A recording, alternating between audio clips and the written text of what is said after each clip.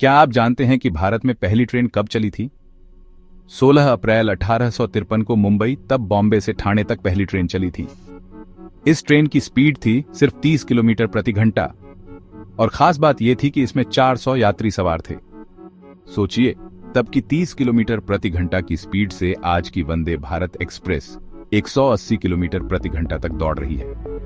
Video पसंद आई हो तो लाइक कीजिए और बिल्डिफाई हिंदी को सब्सक्राइब कीजिए।